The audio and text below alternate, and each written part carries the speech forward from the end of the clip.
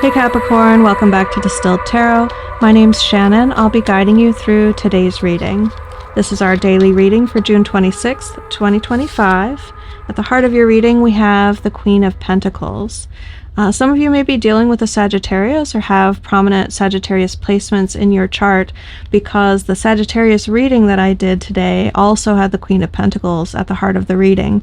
So we'll see what sort of story unfolds here, but I do feel that resonance already coming forward.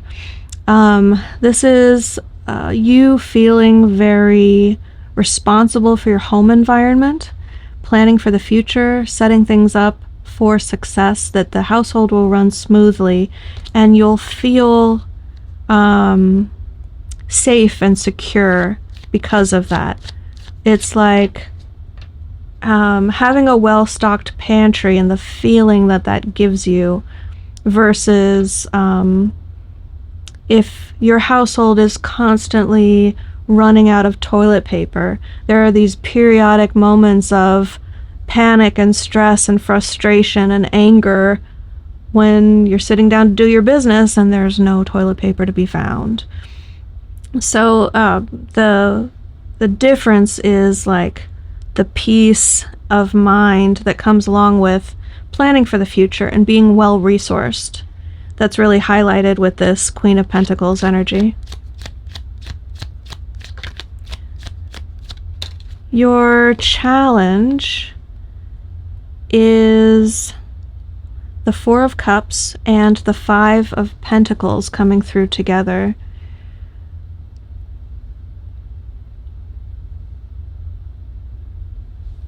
I don't know whether it's the separation that you don't want, or whether you reject someone from connecting with you because it doesn't interest you. The Five of Pentacles is about rejection or exclusion, and then the Four of Cups is some sort of emotional offer being made, and the person on the receiving end of the offer is like, I'd rather keep it casual, I'd rather just have fun. I'm not interested in leveling up from the 3 to the 4.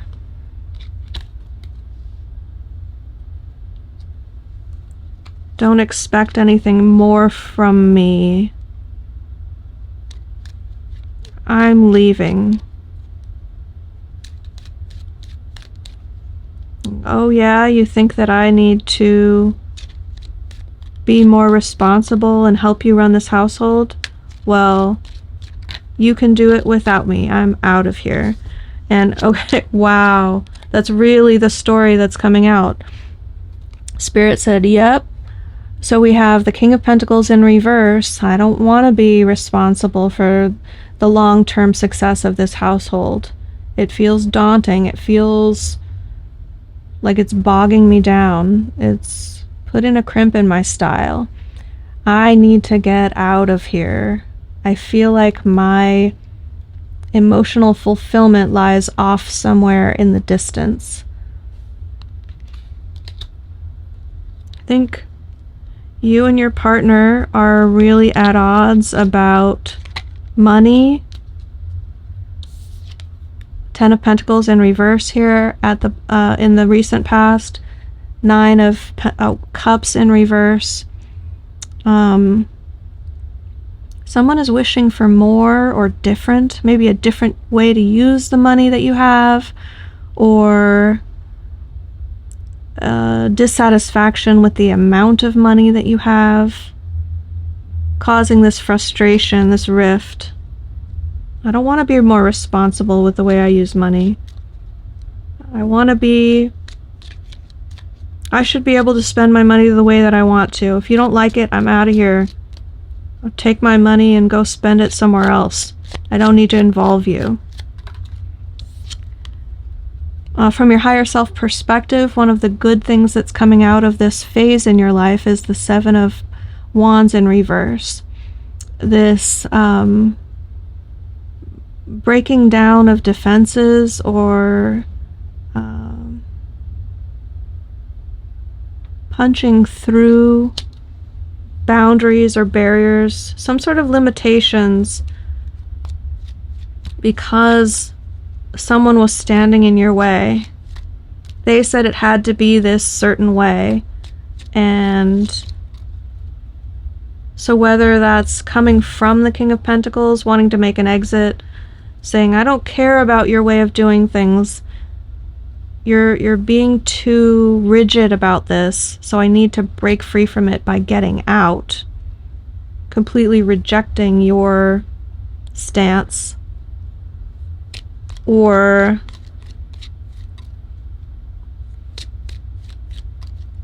the Queen of Pentacles. Yeah, okay, so it could have been like the less financially responsible partner was the one who was sort of putting their foot down in the relationship and saying like, no, I have to be able to spend my money the way that I want to. And that's the boundary that's breaking down. Like, it doesn't have to be that way. Yeah. Hopefully that's making sense. I feel like I'm over-explaining it. In the near future, the moon in reverse has this familiarity to what used to be an unknown path. I think this is actually saying it's a pattern. This escape route is a pattern. It's almost like someone thinks they're being secretive, but you know that they're at the motel down the street. Like, yeah, that's where he always goes when we take a break.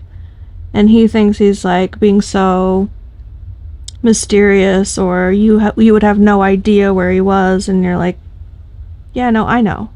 Trust me, I know. Like, your credit card for the motel is showing up on our joint bank statement, so obviously I know where you are. Something that's going to surprise you that you don't see coming is either getting really focused on your daily routine, finding greater satisfaction in doing things that you know need to be done the way that you want to do them. Brings you this sense of satisfaction and joy, and you start really appreciating the ability to do that. This could also be someone else surprising you by putting in the work, putting in effort. Like, if they never take out the trash, then this is someone just like showing up and doing those daily tasks when it's out of character for them to do so. Your hopes and fears, we have Judgment in reverse. What if there's no way to revive this? What if once it's over, I'm getting like a medical example. If you take a relationship and you apply it to like a patient on the operating table, that once the patient flatlines, you know, they can bring out the paddles and try to revive them, and then there's no way to bring the patient back. It's over. The attempt to revive the relationship, there's no more opportunities for that. And I think part of you is really hopeful for some sort of either resolution or ending, but you just want to get past it either way.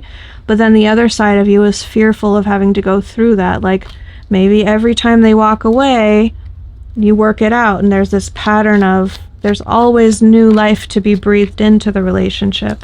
And what happens if that's no longer the case and it really is over? And you have to contend with the finality of that. The way this all resolves is with the star. So it has you feeling like you have renewed hope, like you have the space to heal, this deep optimism that has you feeling safe. And I can see that occurring either way the story goes. The bright side is this is a really good feeling. this bodes very well for dreams coming true and aligning with your hopes and visions for the future, because you have this deep optimism and faith and belief that wonderful things can happen for you. So you're aligning yourself with that mentality. You'll see things really start to go your way.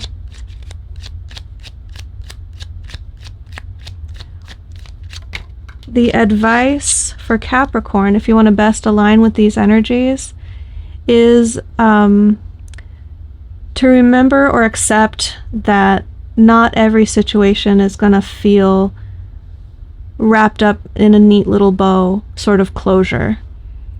Sometimes you don't get the closure that you want. The people don't see things your way. It doesn't feel fair. They don't admit to the wrongdoing. They don't fully take responsibility for the ways that they've hurt you. They don't admit that you're right, that it's important to stock up the household with toilet paper, and that's a deal breaker for you if they don't see it the same way. If they spend all your toilet paper money on going out for beers with their friends, whatever silly example or mundane example that fits for your situation, Spirit is saying you will be mired down in entanglement with that energy in an unsatisfying way the longer you try to make it make sense, to make it feel fair. You'd be better off leaving it feeling unresolved and just moving on toward this beautiful, expansive, hopeful energy for the future. So Capricorn, I'm going to leave it there. I hope that helped. Have a great day, and I'll see you back next time.